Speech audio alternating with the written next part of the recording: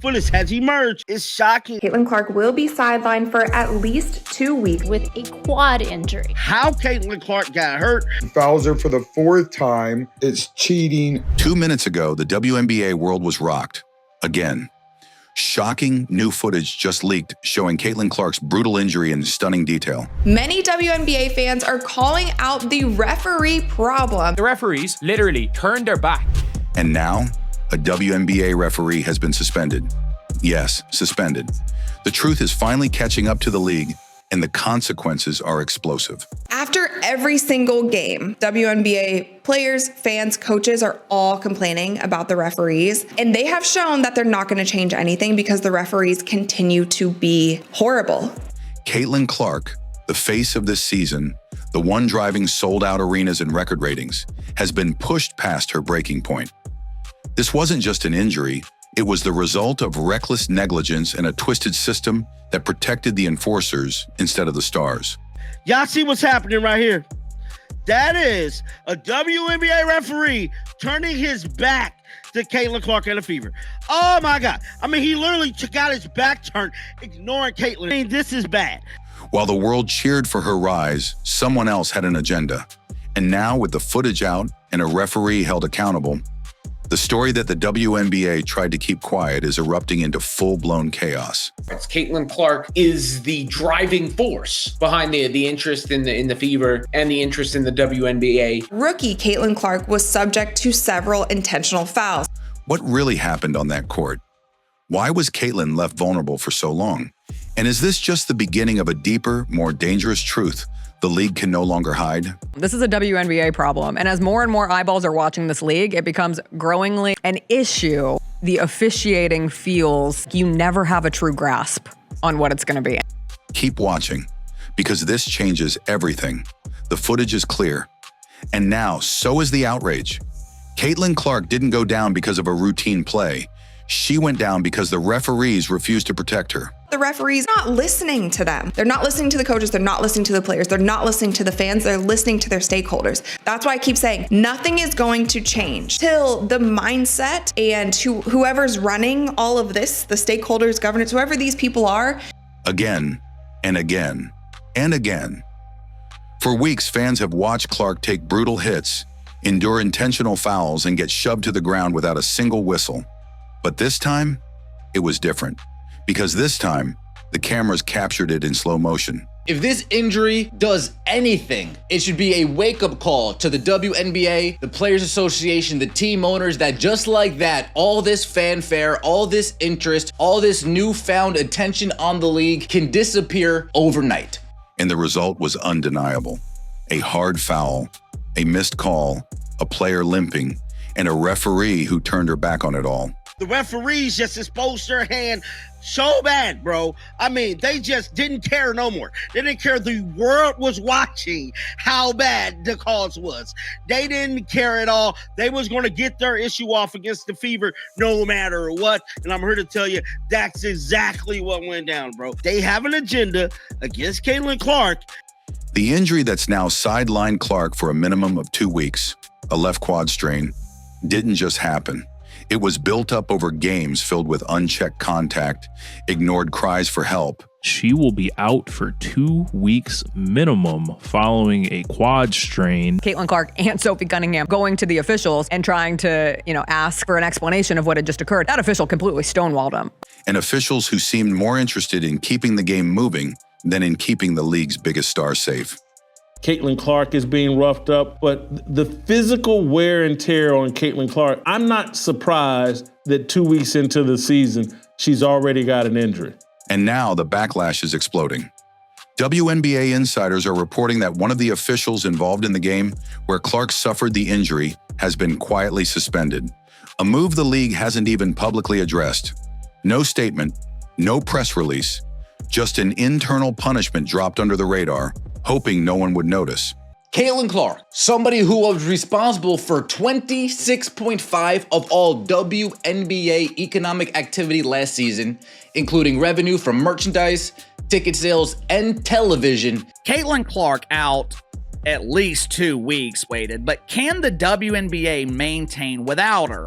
Can the WNBA pack arenas, draw ratings, But fans noticed. The footage leaked, and now it's everywhere. This isn't a bad call. This is a broken system. The referees aren't rookies.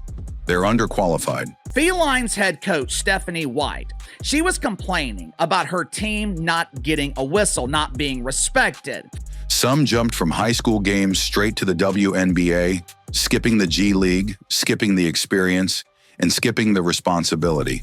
And they're being fed instructions from a behind-the-scenes committee, stakeholders, GMs, coaches, all dictating how the game should be called, what physicality is acceptable, and who gets protection. Caitlin Clark appears to be hunted every game. She deals with physicality that no other player in the league is dealing with. The WNBA not stepping in to protect their cash cow, their only draw, their only star, and this is the end result. Caitlin Clark? She's not on that protected list, and she paid the price. The league built its entire season around her, sold tickets with her face, promoted every game she touched. But when it came time to blow the whistle, to protect the very star holding the league together, they stayed silent.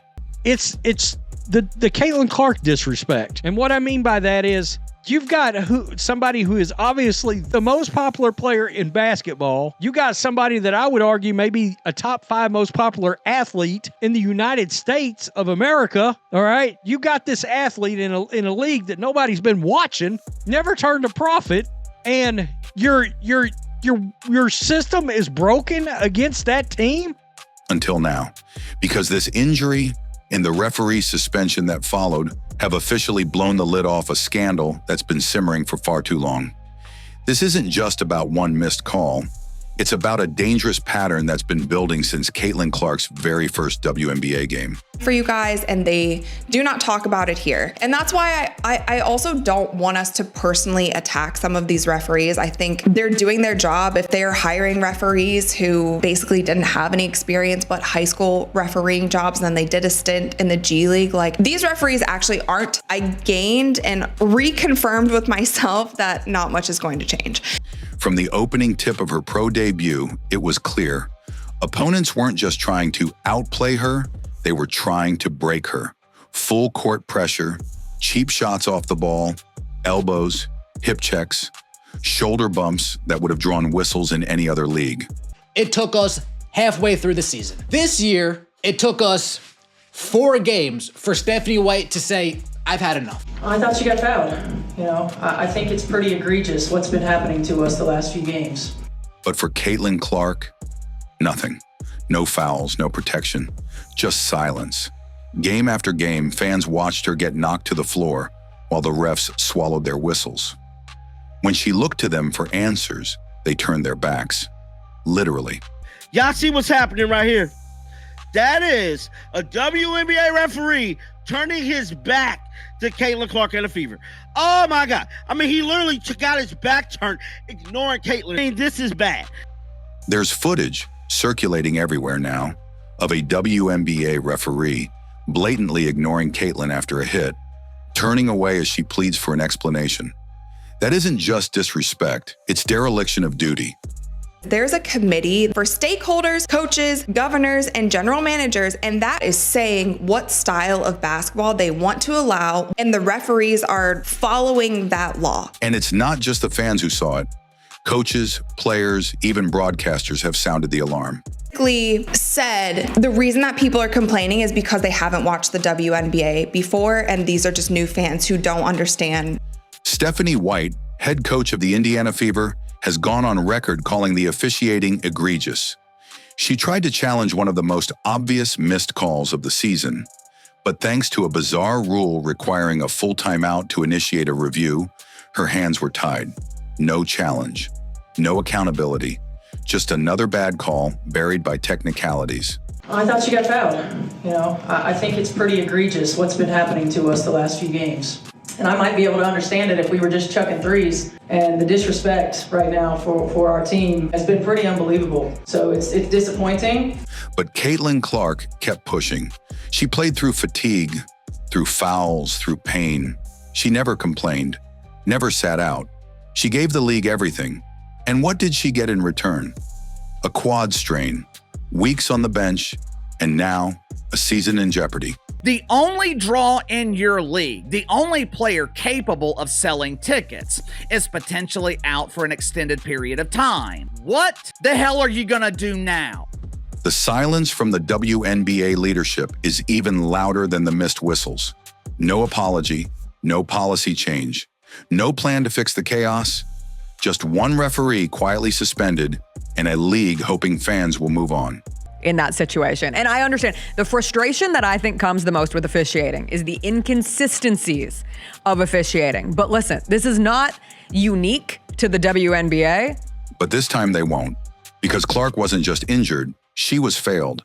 And now the league's failure is on full display. Very clear foul. It wasn't. By Natasha It's Cloud. a foul right here. That's a foul. We are always That's going to get controversy. Here's the thing. Most refs aren't going to blow the whistle. What makes this even more outrageous is the league's complete refusal to own it. The WNBA is facing a full-blown officiating crisis, one that didn't just hurt its biggest star, but exposed the system built to protect itself, not the players. And fans are starting to see through the smoke. I did notice in the Liberty game, Caitlin Clark's shots were all very short. So it was showing that she wasn't like getting off and she was having a difficult time making those threes, and a lot of explosiveness from those 3-point shots does come from your legs. Behind the scenes, referees aren't acting independently. They're taking cues from a so-called competition committee, a group made up of coaches, general managers, and stakeholders, people with vested interests. People who don't want Caitlin Clark rewriting the rules of the league. There's clearly a problem if it's not just one team. Also, by the way, it's not just the Indiana Fever. I know it's been the biggest story this week. Brittany Griner left a sideline interview to go yell at the refs. People who are quietly shaping the style of play to keep the game physical, slow, and gate-kept. And Caitlin Clark, she's a disruptor. 2024 was a year of unprecedented growth in viewership in the WNBA, a substantial amount of which can be attributed to Caitlin Clark, who took the basketball world by storm after an all-time college career. Who had appeared in 185 consecutive games between her career at Iowa and her time with the Indiana Fever. 139 games with the Iowa Hawkeyes. She never missed one. Her fast-paced play, her deep shooting, her massive media draw, she doesn't fit the old model. She threatens it. And instead of embracing that shift, the league has tried to tame it. And when they couldn't, they let the punishment pile up until her body broke. But Kelsey Mitchell said even if there is a injury, hopefully it's just, like a little nagging thing. And again, take care of your body and just make sure you I think recovery is everything. I think if you're in tune to your body, you know what you need. This is Caitlin. Now the referee suspension is too little, too late. A Band-Aid on a fractured foundation. The league had a golden opportunity to protect its future, and instead it protected its insiders. The result? A sideline superstar, an angry fan base, and a credibility crisis that's growing by the hour. Who had appeared in 185 consecutive games between her career at Iowa and her time with the Indiana Fever. 139 games with the Iowa Hawkeyes. She never missed one. Obviously, Caitlin's carrying a lot on her shoulders. A big star that is coming to a lot of these buildings. And if the WNBA doesn't act now, they won't just lose Caitlin Clark. They'll lose the trust of everyone watching. So now the truth is out. And the damage is done. Caitlin Clark, the biggest name in the WNBA, the engine behind record-breaking ratings and sold-out arenas, is sidelined.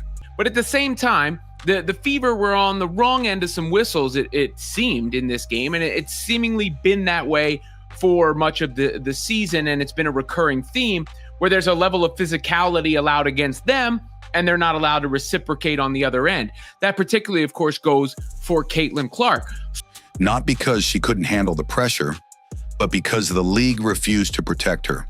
And now a referee has been suspended. The footage is everywhere, and the system is exposed. This wasn't just an accident. It was a preventable injury caused by a league that chose silence over accountability, politics over fairness, and gatekeeping over growth. They built a season around Caitlin Clark, sold the tickets, cashed the checks. All right, when that foul took place, CBS said she's got a challenge left. Well, it didn't matter. She couldn't use it. Stephanie White could not challenge that foul call on Lexi Hull the one that led to the game-winning free throws from Sabrina Ionescu, because she didn't have a timeout. You need a full timeout, not a reset timeout, to initiate the challenge. Now, my issue with that is it would have been nice if the CBS announcers hadn't even brought up the challenge. But when she needed protection the most, they looked away. But fans didn't. The world saw it. The media is reporting it. And now the pressure is on. The league can't hide behind bad officiating and broken rules any longer. The people are watching. The truth is out. And this time, the spotlight isn't just on the court. It's on the people running the game. She will be out for 2 weeks minimum following a quad strain. Caitlin Clark and Sophie Cunningham going to the officials and trying to, ask for an explanation of what had just occurred. That official completely stonewalled them. Y'all see what's happening right here? That is a WNBA referee turning his back to Caitlin Clark and the Fever. Oh my God. I mean, he literally got his back turned, ignoring Caitlin. I mean, this is bad. Caitlin Clark is the driving force behind the interest in the Fever and the interest in the WNBA. Rookie Caitlin Clark was subject to several intentional fouls. If you stand with Caitlin Clark, drop a 100% in the comments, smash that like button, and subscribe for more unfiltered truth. Because the league may want this to disappear, but we won't let them. Justice for Caitlin isn't just overdue, it's non-negotiable.